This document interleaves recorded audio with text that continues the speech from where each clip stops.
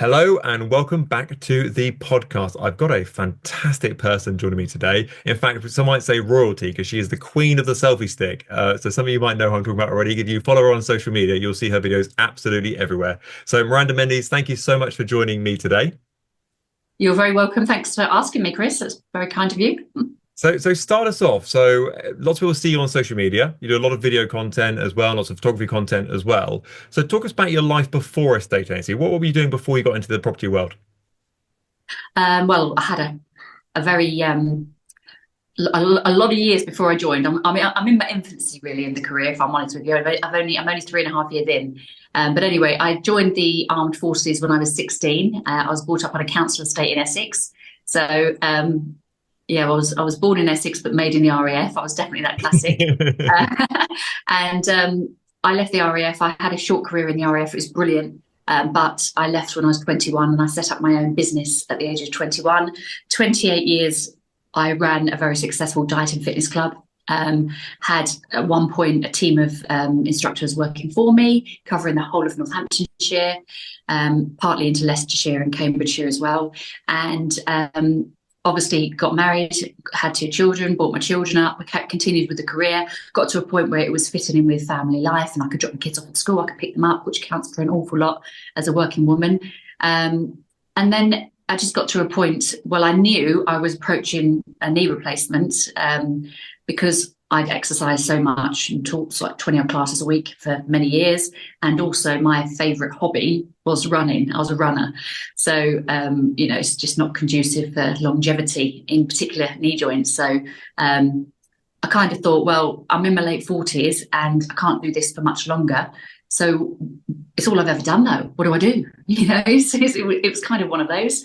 The pandemic broke out and I think a lot of people had some really big career changes and really big changes generally in their life because it was a time for reflection, I think, for lots of people.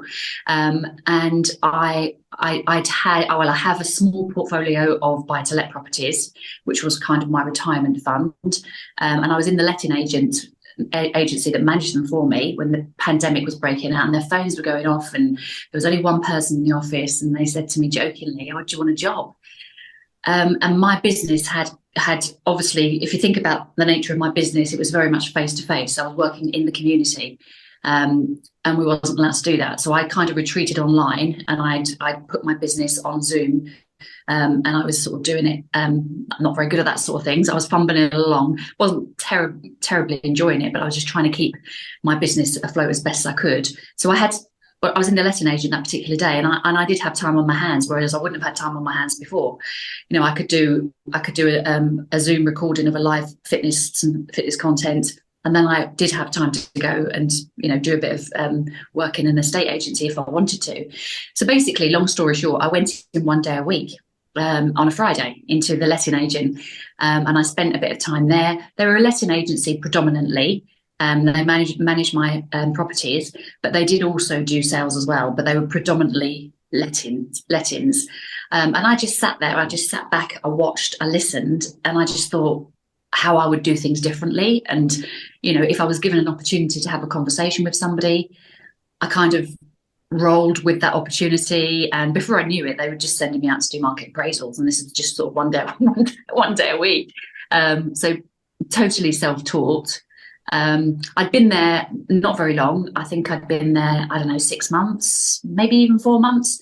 And I'd kind of already decided in my head that my future was, because I was, sort of 47 at the time. I thought, I want to keep working. I'm a busy person. I like working. I'm not gonna pretend I don't. I do enjoy being busy. But I couldn't see me going on for 20 years in the fitness industry. And I didn't want to go back to doing gym orientation and all the rest of it. I just didn't want to. That wasn't for me because I'd got to a particular level with my career. So, after about 4 months, I was like, I'm gonna sell houses, but I'm not quite sure how I'm going to do it. So obviously, it was that little teaser. It was that little introduction during the pandemic that really whet my appetite, if you like. And my business previous to that, believe it or not, I mean, when I set my business up, there was no internet. I mean, it was that long ago. And, so I'm very much a dinosaur in front of, I didn't use a laptop. I didn't use a computer.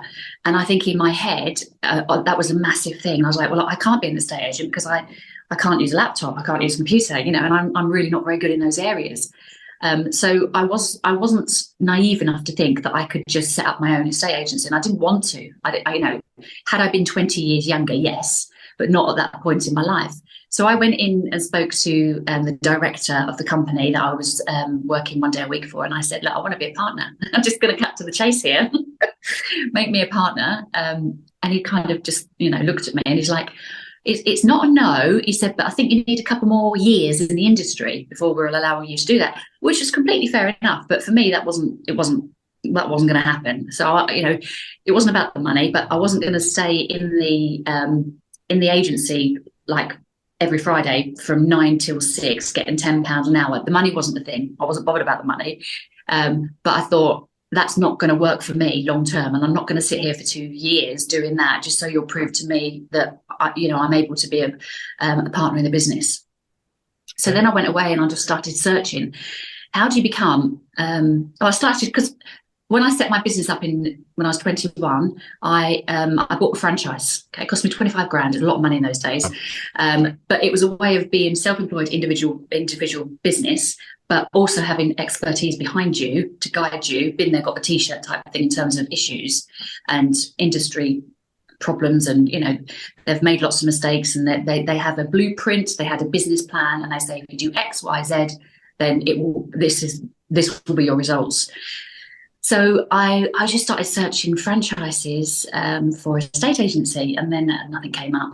And then I realised you could be self-employed. There was a self-employed model out there, and I thought, I've never heard of this before. I mean, how does that work? You know, and obviously I had all these things going through my head. So and then I did some research, and I kind of narrowed it down to about 3 or 4 companies. So obviously the Keller Williams, EXP, Newman Property Experts, as it was at the time, Sean's business, and I think there was another one. I can't think the name of the other one. And you know, I read heavily into those businesses, and I knew a couple of them just wouldn't have entertained me because I didn't have the experience. So I wouldn't have even applied because it would have been a pointless exercise. But then I looked at Sean's, and Sean says, if you've got kind of an entrepreneurial background or you're business minded, then give us, you know, we'll consider you, basically.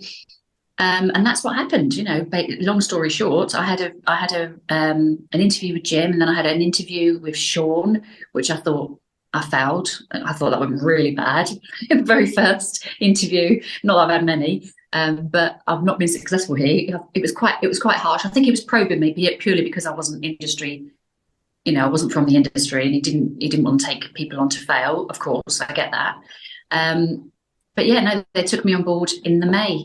It'll be 4 years in 2025. Yeah, so May 2021, I started out as a self-employed independent agent under Newman Property Experts. And so how long were you with the established sort of estate agent you started doing kind of 1 day a week with? How long were you with those guys for? And did you kind of feather your fitness business into being with the property experts, or did you go cold turkey and go, actually, I'm going to draw a line from the whatever date it may be and then transfer over? How did that look? Yeah, that was really interesting. So I probably did about 6 months, 1 day a week. I had the conversation with the director, lovely guy, Steve. I'm sure he still rolls his eyes every time he sees one of my signs in the area. But I had the conversation with him, and he said, I'd be really interested in that happening, but 2 years. But I think I was only with them for about 6 months. Wasn't much longer than that. So I started on the property expert. They did this like little induction thing for about 4 days of the week in May 2021, and that was with Jim and Sean. And I did that, and in my head, because it was still pandemic times, so I was still not working face to face with my clients. I was still on Zoom in my home gym that I've got here, where my little studio was with all my equipment and everything. So I said to myself, I'm going to give everything I can to this, because obviously when I started my franchise, there was a blueprint, there was a business plan, what you need to do to get where you want to be and all the rest of it, how many people you need to get into your class to do, you know, make so much money a year. So I looked at the proposition from Sean, and I said to myself, right, I'll start in May. I'm going to give it everything I can. I'm going to continue with my fitness, but I'm going to give this 100%. I'm not going to just do it part time. And then if by Christmas I'm not making money or it's not successful, I'm going to go back to Sean and say, your business plan doesn't work, mate. It was just like one of those, because I knew I wouldn't leave any stone unturned. So it would then be crunch time. So very long story short, I did what I said I was going to do. I did my course in May. That started straight away, and then I found a buyer for my fitness business because it was a going concern. It was very established. So by the Christmas, I'd sold that. I'd packaged that up, sold it to a new owner, and then by the following January 22, I was just an agent, and that was it. It was that quick, which I don't know if that sounds quick or not. I wasn't really ready to step away from something I put my heart and soul into for 28 years. Without sounding big-headed, I was quite good at it, and I could do it without, it's like when you've done a job for so many years, you almost feel like you can do it with your eyes shut. And it was a nice community I'd created. So I wasn't really ready to just completely turn my back on that, because it was guaranteed income for me, and that was nice. Because I will always be self-employed. So I didn't, I just thought I need to make sure, because I didn't know if I could sell a house or not. Someone tells you, you're going to work as a property expert, and you're going to go through all this training and on all the rest of it, and you're going to do some little tests or whatever you do. But you don't actually know if you can do it until you do it. So I think I needed that validation, and seeing is believing. That's basically that's how my transition was. And so obviously Sean and Jim saw something in you, even though you didn't have the kind of the property experience, you had kind of 6 months or so sort of on the tools necessarily. What do you think the skills that you had from your old career that kind of transferred quite nicely into the estate agency? Because I imagine you probably love a routine, love a system, love a process from sort of being in the fitness world and the RAF sort of world. Did that kind of come through into your estate agency world as well? What kind of helped you out, do you think? Yeah, all of that, all of the above. I think being self-employed is not for everybody. And I know what it takes to be self-employed, because I've done it since the age of 21.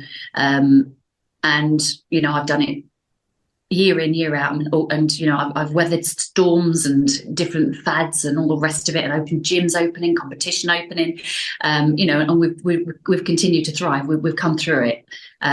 So I think I think the biggest thing really was my self-employed experience, and I knew what it took to be self-employed, and it's not for the faint-hearted at all. It's not easy whatsoever. I knew what it was like to create something brand new in my area from scratch, because that's what I did with my franchise. And we didn't have the advantage of emails and websites and all the rest of it. It was walk-in. It was delivering leaflets. It was really old school. It was putting adverts in papers, So I knew the actual graft, but then I thought to myself, well, with the technology on top of that and the expertise in terms of Sean in the back office, if I've got any questions for him, I'm hoping this is a winning combination. And so think back to kind of when you first launched your business, you kind of went from, the literally a cold start effectively and sort of brand new to the area and sort of brand new-ish to estate agency. Where did you get your first instruction from, and what advice would you give people that are looking to get their first instruction in the property world? Consistency and persistency. That's it. Consistency, persistency. Do everything you need to do. And once you've done it all once, go back to the beginning and do it all again. It's difficult to capture in just 10 minutes on here. But I said to myself when I completed my course, right, I'm going to put a bio video out. I was very out of my comfort zone because of videos and everything. Apart from in front of my own audience, my clients, I wasn't used to doing, just chucking stuff in the public domain. And it was an area that obviously wasn't my expertise. So it's very nervy. But I promised myself I would post every single day on social media when I finished my course. And I did. And I've still been doing that since, every day. I promised myself that I would do at least 3 videos a week, because I wanted people to get to know, like, and trust me. Because I'd done it not only around my fitness business, we'd done a lot of charitable events and raised a lot of money. So people are used to kind of seeing me in the local paper for this XYZ, but they're not used to seeing me connected with property. And I felt like I had to prove myself, and I had to make sure that they were connecting me with this new chapter of my life. So I did three videos a week. Some of it, I mean, I didn't have listings in the beginning. Who does? But I did it like little interviews with the butcher. He had 10,000 followers, so I strategically chose him. I do little videos of the local park where I used to take my kids to grow where they grew up, and the local day nursery. It's still the same owner as it was when they were there. So I just kind of shine in a spotlight in my area in Northamptonshire. I was very lucky because the property market, when I joined it, I shouldn't. I think I feel like I'm playing myself down by saying this, but I do say honestly that anybody could sell a house. It was literally one of those. I'm only saying that now because I'm working so much harder now to get results that I got then. But then I'm 3.5 years in, so I've got the experience to do it. But in the property market, it was at one of those points where things were selling very quickly. Coming out of the pandemic, and the property market was a bit crazy. So I got 5 listings in my first 5 weeks when I became a self-employed agent, and they came from social media, me delivering leaflets because I still like to get my steps up, and I still, I listen to some people and they say printed, what's the word? Printed. Oh, I can't think what you call it now. Leaflets and glossy magazines don't work. Don't waste your money. Don't advertise in them. They don't work in my area. I used to hear it all the time when I was running my fitness business, because obviously we were a network. We were a network across the country, so we used to come together. There'd be people from Newcastle all over the country, and they'd say things like, "Oh, this doesn't work in my area. That doesn't work in my area." And I used to think, well, just do everything. You've got to try everything, and just because if you try it once it doesn't work, doesn't mean to say the next time you try it, it's not going to be successful. So I just feel like we've got so many things now in business that we didn't have when I first started my business back in '95. So just utilise them and use them. But yeah, so leaflets, social media, they were the things that got me my listings. Door knocking, I did a lot of door knocking. I still do door knocking. I'm not adverse to an old knock on the door. So yeah, just do everything and just keep doing it. So I think because of the way the market was at the time, I got those 5 listings in 5 weeks. Obviously, I had lots of conversations with lots of people because I do an open house event. I'd have 20 people booked in. If that property was about £450,000, then I know they've got properties to sell. So you know how it goes. So off the back of those 5 properties, I would have got. I always used to call them good conversations. I'm just having some good conversations. It's not too salesy. It's not too in your face. It's not like first time you look at them, right? When do you want me to value your house? It's none of that. It's just have good conversations. Just show them that you are quite different to what's been going on in the industry. I'm not the only self-employed agent in my area now. Since then, there's been quite a few more pop up, which I think is just going to happen all over the country over the next few years. But I think at the time it was quite unusual, and I was the only one, and I certainly was the only one with my face on the board as well. That's how I started and continued to grow, really. So talk me through that first year and sort of how your diary looked effectively. Was it, with regard to kind of lead generation and getting yourself out there? You mentioned, kind of doing the hard miles and the door knocking and leaflet dropping. What sort of, talk me through sort of hours per day you were out about sort of doing that sort of hard grind? Yeah, I definitely would have put an 8-hour day in, definitely. And Yeah. I've got some friends in the industry and they've got younger children. I couldn't have done that. So I was at a point in my life where my daughter was gone off to university, and my son had gone to America to do some training. So, empty net syndrome, call it what you want. But I was ready to be busy. I was ready to put some energy and time into something, creating something that I was going to be proud of. So I had the time to do it. So I would do every day. I would literally do every day. So I might, the night before, I'm very much, might be my military background, but I timetable myself. So in the beginning, it might have been, right, I'm gonna deliver 300 leaflets around a particular area. I'm on the way back, I'm going to stop at a place of interest, and I'm going to record a video. And then on the way back from there, I've got 6 houses on a street nearer to my home when I'm going to door knock them all. So I'd have a real regimented plan. And then the next day I'd have another plan, but it was all very similar. And before you know it, your phone starts to ring. Someone opens the door. They don't all completely shut the door in your face, and it's horrible when that does happen, but it does. I can get really good conversation going on the doorstep, and they invite me back tomorrow at a particular time, what suits me and them. Before you know it, your diary starts like, oh, okay, busy, busy, busy, busier, busier.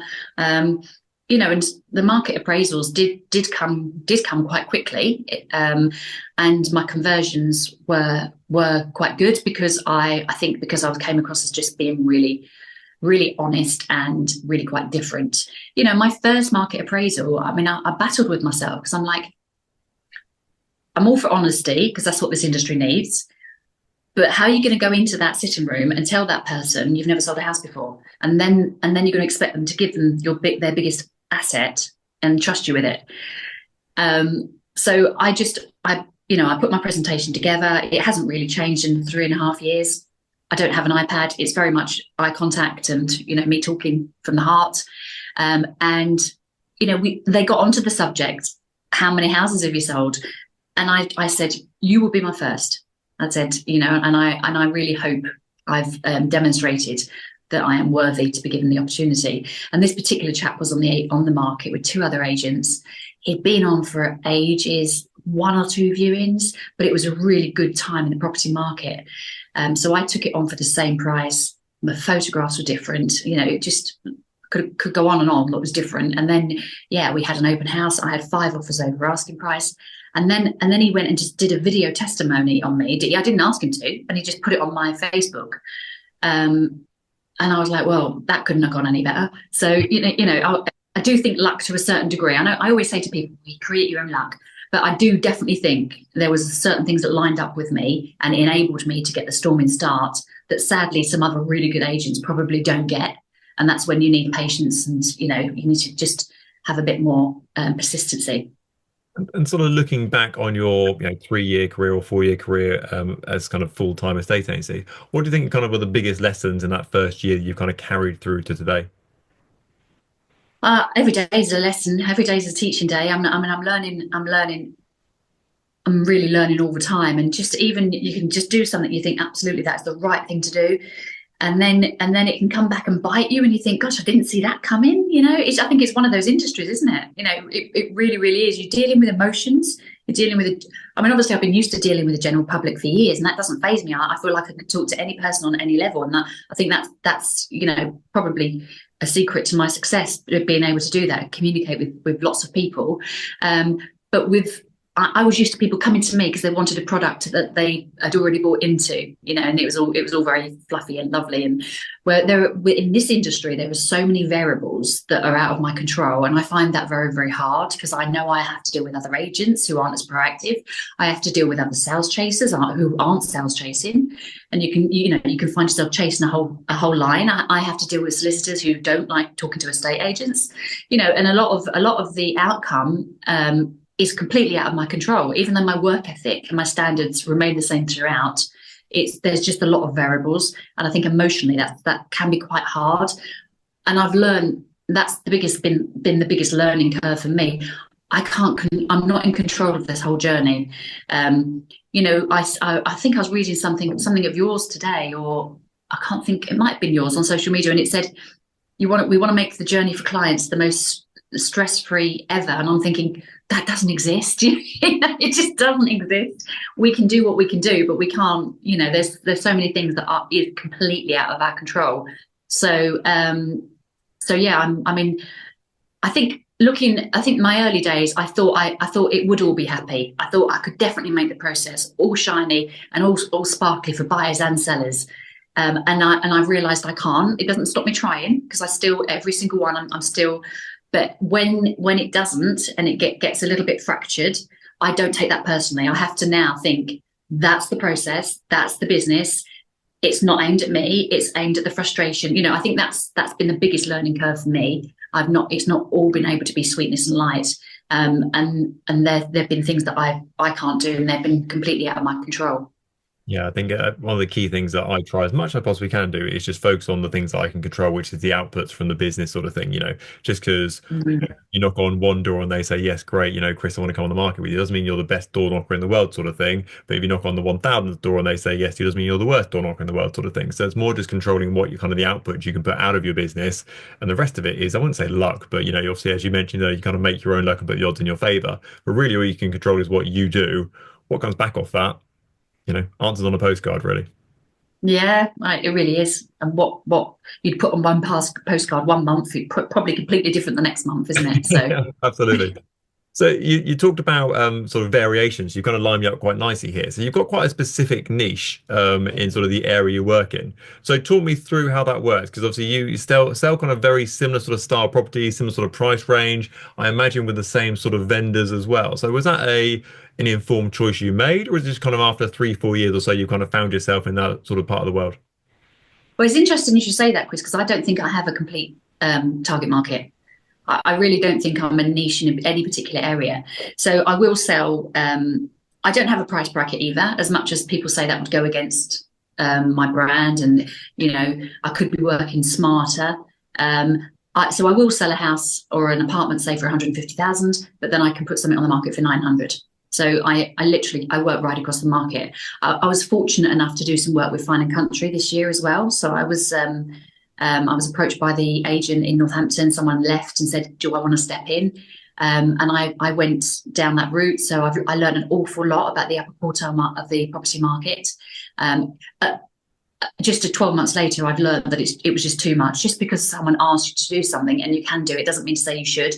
My property expert business was very busy anyway, and then on top of that, I took on Fine and Country. So I had to step away from one, and because my property experts was just so well established, I made the harsh decision to walk away from Fine and Country. Fantastic brand, and had a really good time there, but I just would have worked myself into an early grave, and that there's no point in that. So no, I don't have a particular target market. I sell all sizes of houses, all shapes and sizes of houses. If I go into a property and it's really terrible inside, there's no easy way to say this. It smells and it's horrible. I won't take it on. I'll just say I'm not the agent for you. Whereas in the beginning, I probably would have taken it on. And I think I am a little bit. If there's people who have had a really bad service, that I'd be like the fourth agent, or an elderly couple, or I feel like they've been taken advantage of, I am a little bit of a soft touch, and I probably do spend a little bit more time with people like that, and just looking after them. And at the end of the day, if you're happy with what you're earning, then it doesn't matter. It doesn't have to be all those extra zeros on the end. Does that make sense? So I think I get dragged in a little bit to that, and people around me say, "Well, what are you doing that for? You could be going after that and that." And I'm like, "Yeah, but I really want to help these people. That I really want to do a good job for them." So yeah, no, I will sell anything within Northamptonshire, but obviously I'm very very selective now. I only want motivated clients, because I get a job done, and I work quite quickly. And if people aren't motivated, they're not used to that, and I can be a bit much for them. So I only want people who definitely want to move. I only want people who are realistic with their prices, because I'm not wasting my time or their time, and it's no good for my brand either if I'm putting things on the market for an overinflated price. So I just want motivated clients that I know I can equate to money in the bank, but equally and more importantly, I can equate to a 5-star review. Yeah. And was there any particular sort of moment where, because obviously when you first launch an estate agency business or any business, kind of your default answer is yes. So, can we go on the market with you? Yes, absolutely. Anyone else want to come as well, sort of thing. So you kind of have that yes mentality. And then you get to a certain point where actually sort of no becomes your favorite word. And it sounds like kind of you've had a transition over the last couple of years or so where you've kind of gone from the yes mentality to yes, I'll take you on the market. Thank you very much. To now actually, unless you kind of fit the box, and as you mentioned about, price, fee, not being a pain in the backside, not smelling, all that sort of stuff, you'll walk away from it. Was there any particular moment where you kind of decided that was the case, or did you just kind of evolve that over time? I think that's definitely been a time and a confidence thing, definitely.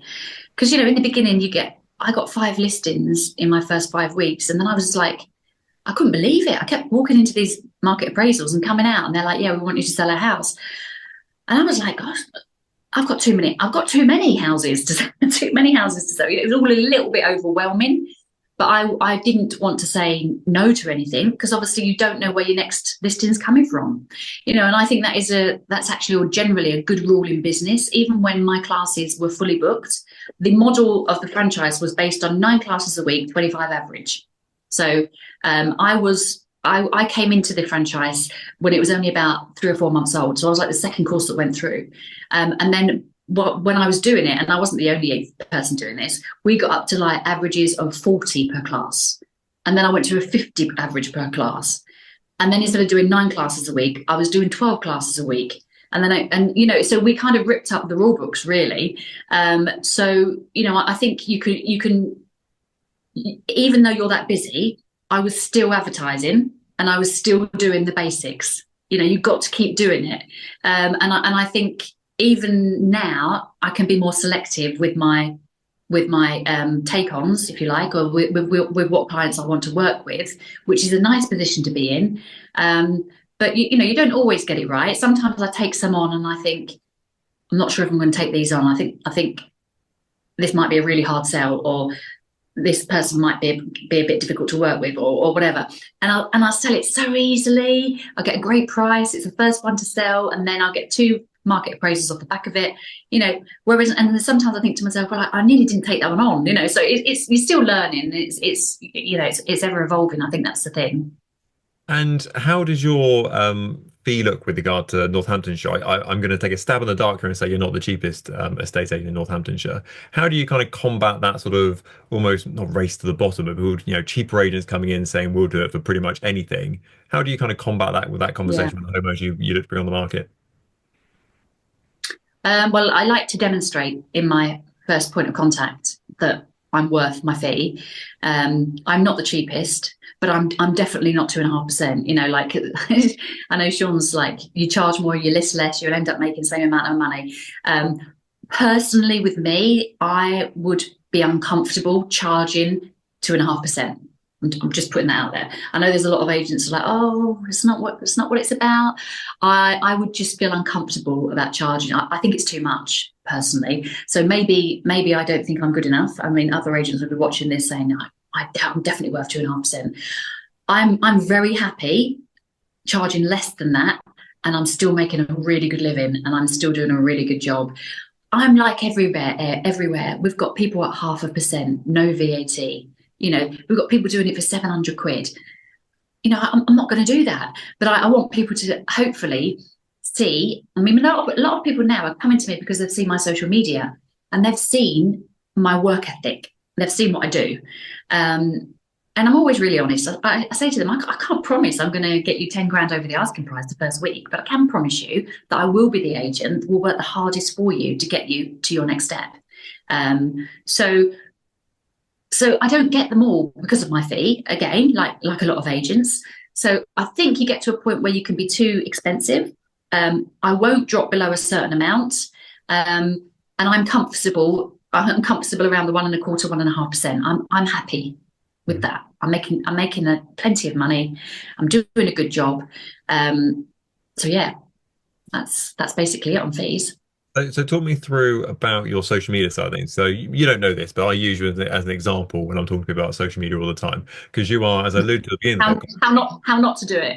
No, the complete opposite because you are literally like the queen of the selfie stick. You Oh, literally sometimes you don't even edit out the initial bit where you press the record button. You kind of like press record straight up and start going and then come back and press it off again sort of thing. And I think that's absolutely great because lots of agents kind of want this sort of perfect, shiny, I'm going to drive in your driveway in my Rolls Royce and jump out and the camera's going to pan around sort of thing. And you're like, nope, I've got my selfie stick, away we go sort of thing. So talk me yeah. through that sort of mentality and sort of how that reflects in your business.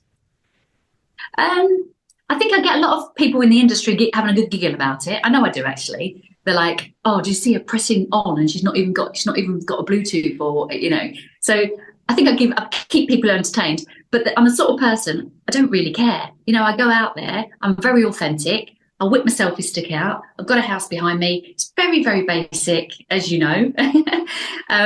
But I get a lot of people looking at it, and it's the momentum. And then I go on to another one, and the amount of people that ring me and they're like, yeah, I just like the way you do things. You're relatable. You're relatable. I'm not. I mean, I'm now at a point in my life where I'm not trying to create something huge. If I'd come to a state agency when I was 21, when I started fitness, I probably would want to be the biggest name in my area, and I'd probably want 5 or 6 offices. I'll be honest with you.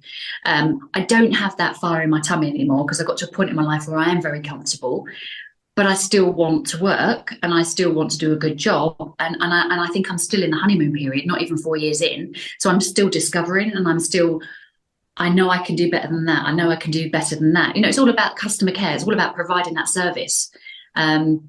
And it keeps me busy. And I'm a sort of person who does like to be busy. So for me, it's working wonderfully. So yeah, the selfie stick thing. Yeah, I mean, my kids, I've got a 24-year-old and a 23-year-old, and they saw me with a selfie stick, and they both looked at each other and went, "Oh my God, Mum's got a selfie stick."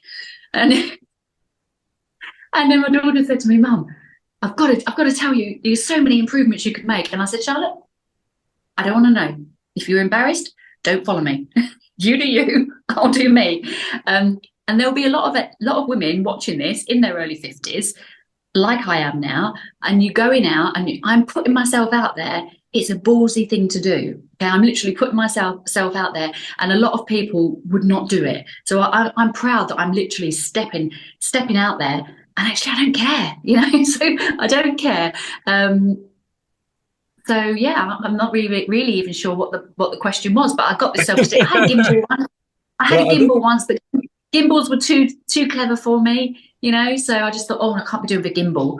So I had a gimbal. Don't use that. It's just me and my selfie stick. It is a Bluetooth selfie stick now. And then my professional photographs, I get someone to do. Obviously, I don't go anywhere near a camera. So yeah, it's a little system I've got in my Sleepy Hollow where I live, and it seems to be working. So I will continue with that.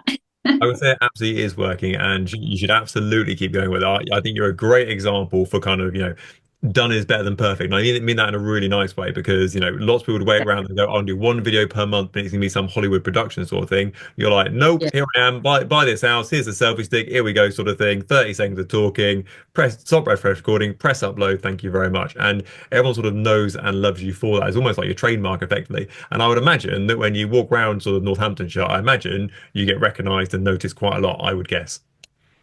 Yeah, I do. But the funny thing is, though, when I look back at some of those videos that I put out there, the ones I prefer, the ones I'm making a bit of a mistake. I quite like those ones. I really do. I Yeah. really do. I just because you do see so many, and they are impressive. They really like these people that want to be. I don't know. They are like a feature length movie to me, and like you say, they've got the lovely cars, they've got the XYZ, and that's great. I'm not knocking them, and that's really really good. But I don't want to do that. I don't want to be like that. And that's through choice. So, I could do less, and I could use companies and do proper videography and all the rest of it. And I have done that. And I have done that before if clients have wanted to pay for that. So I've done that multiple times. But I think, yes, I just like the grassroots ones that I'm doing, basically. Well, I love them as well. I think I was chatting to a client a while ago who was being quite hesitant, should we say, to go on video. And I said, okay, well, what's the worst thing that could happen in your video? And they're like, well, I trip up the curb, I stand in dog poo, and I sneeze halfway through. And I was like, that would be the best video, and I'd probably watch that video 5 times over. So, Yeah. as you so correctly say, the ones where things almost go wrong and you sneeze, or you nearly get run over, or the bins fall on you, they're the best ones looking back. So I think absolutely kind of the nitty gritty way you do it is absolutely brilliant. So, what does the future hold for your estate agency business, or if you're a sort of a one person band at the moment? Are you going to expand out into a team, or what does the next couple of years look like? Um, God, I'm just trying to get to the end of the year at the minute. Are we all? So yeah, I mean, I've got a couple of people I've got my eye on that I'll maybe bringing into my team. But equally, if I find that they're not the right fit, then it will just be me. Do you know what I mean? Again, at the time of life I'm at, I haven't got no desire. I had a big fitness team around me before, and I just don't feel the need to go and do that. I think just because you can go big and because you could have employees and all the rest of it, you just got to really look very closely at your life. it's all about balance, your mental health as well, to make sure that you're not overcooking things and you're not overdoing things, because sometimes you don't know until it's too late. So I think I'm just thankful for what I've got at the moment. Never say never, but I haven't got any absolute burning desires to go down that route. Miranda, thank you so much for coming today. Thank you for your transparency. It's been absolutely brilliant. Thank you so much. Pleasure. Thank you.